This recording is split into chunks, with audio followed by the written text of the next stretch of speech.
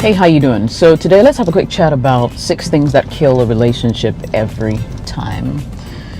On my way to work, and I just thought to engage you in some conversation today. And so you're not going to have the usual setting.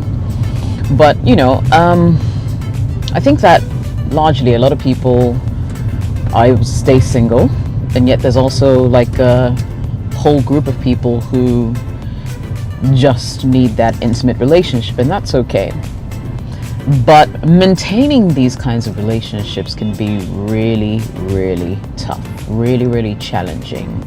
And it takes certain kinds of people and certain kinds of commitment and dedication to actually see these relationships through to a fruitful and mutually beneficial for both parties. And so today we'll talk about the 6 things that kill a relationship every time. You might be guilty of it, you may not be, but hopefully this is a learning curve for everybody, so welcome.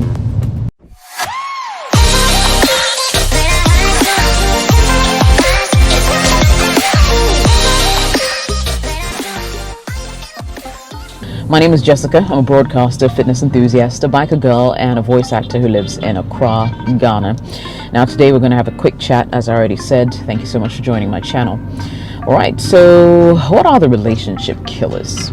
Number 1 has to do with trust issues, and these come up a lot when one of the partners especially has fidelity issues, or has a checkered past where, they went out of their way to cheat on their significant other and probably told the person who they're currently in a relationship with, about that past. Sometimes straight away, it can breed trust issues, or maybe you're just one of those people who make it difficult to trust, simply because maybe you will not return a call on time, you will not do video calls at certain times, and that kind of thing, even though you're in a relationship with another person.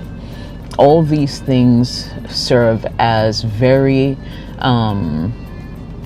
conducive grounds for seeds of mistrust to grow. And if you ask me, as much as possible, you want to be able to avoid that.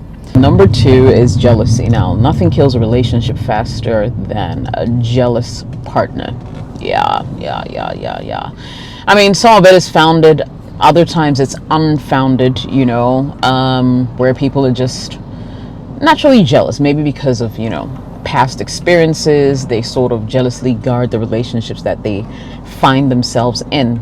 I think people who tend to be jealous need to just sort of treat everybody as individuals. The fact that you have a partner who's cheated on you before, or just gave you anxiety pretty much throughout your relationship, you need to know that this partner of yours is not everybody else. So that would mean, you can't be acting jealous around them every single time. Not only is it going to be exhausting for this other party on the receiving end, it's also very disconcerting, and it gets tiring after a while of having to always have to prove yourself, prove your fidelity. Nobody wants to live like that. A fair amount of jealousy is actually good in any relationship. However, it becomes excessive when it's beginning to hinder the growth of both parties in the relationship, because everybody's sort of like thinking about, hey, where's this person going? Why are they with this person? Why are they laughing so much with this other person? Why are they chatting and laughing and calling other people babe, even though they know for sure that it's not that deep? So these are things that you absolutely want to check if you're in a relationship in order not to kill it. Jealousy is a double-edged sword. Another thing that can break up relationships really fast is communication issues. All right. Now, a lot of people are quick to give up on a relationship because they can't seem to level with their partner. The art of communication is a key one. You're communicating not just verbally, there are non-verbal ways to communicate as well. And all your cues or all the signals you're giving have to be in tandem. By that I mean you can't be saying yes with your mouth when your body language and everything else says no, right? And women give these mixed signals a lot and sort of leave men in limbo pretty much, because they can't seem to figure you out or understand you properly. When a relationship lacks communication, in my opinion, that is the beginning of the end. Why? Because when both parties aren't willing to do what it takes to make sure that the other is heard, seen, and understood,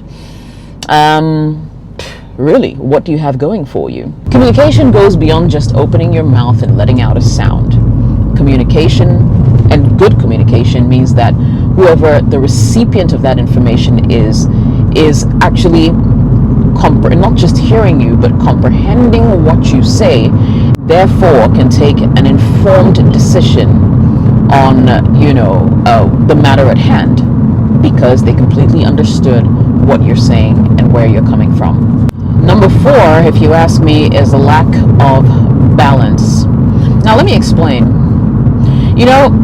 I get it that life has its ups and downs, and sometimes things can be really, really difficult to manage, especially when you're dealing with shitloads of stuff that have to do with work or your extended family. However, you need to be so sure and really deliberate such that whatever it is that is affecting you that is outside your relationship does not affect your relationship, which has nothing to do with these external factors. And these are things that a lot of people do not seem to get right, no matter how hard they try. They lack the balance. They're not able to give their relationships the attention it actually deserves. And when they're going through some kind of a struggle or a challenge, one aspect of their relationship will begin to suffer. And you see, it's not a great thing. It's not a good thing. You need to be able to master the art of bringing balance to your life and making sure that the people who are in your life do not suffer for the imbalance that's happening around you. I know it's hard, but sometimes look at it this way. If you open up, you can actually also get some kind of advice, some kind of understanding, some kind of input from this significant other that you have. So it's something that you absolutely need to look at and make sure that it actually works for you. Now at this point, let's have a quick chat about compatibility issues, because that is point number 5. It's very easy to say that opposites attract, which is actually true, right? Like poles repel, opposite poles attract. But you see, sometimes being a complete opposite of your partner can also reveal certain challenges that you prior to may not be aware of.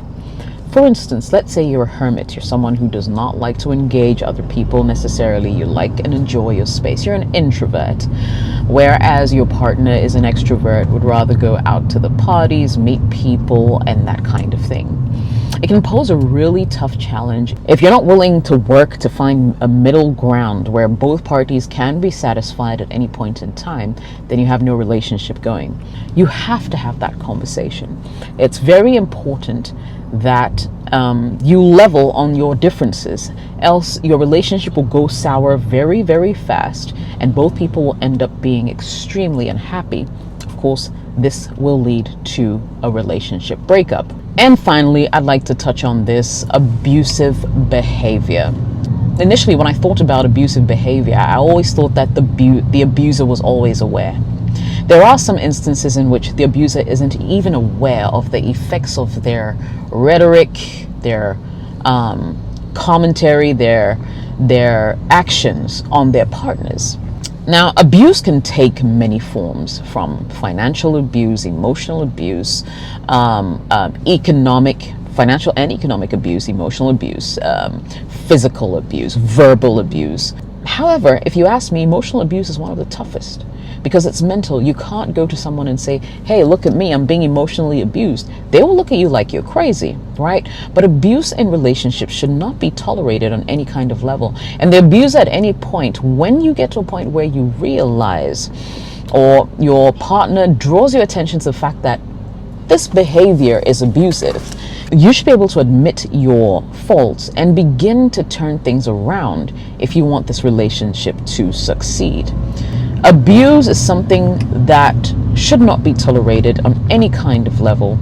And I would say to anyone today that if you're going through abuse, do not stay silent. Seek help, seek counseling, let people know what you are going through, and take a positive step towards liberating yourself from such a toxic engagement. So yes, these are the 6 things that kill relationships every single time, and I hope that just by highlighting them, I don't think I've said anything you probably don't already know. But if you watch this video, chances are you're looking for confirmation of some of the things that you already know, and you can consider this as one of those confirmations. All right. I hope you liked the video. If you did, please smash the like button. Don't forget to subscribe. Turn on all notifications so you get a notification every single time I post. My name is Jessica. Thanks for watching, and bye-bye for now.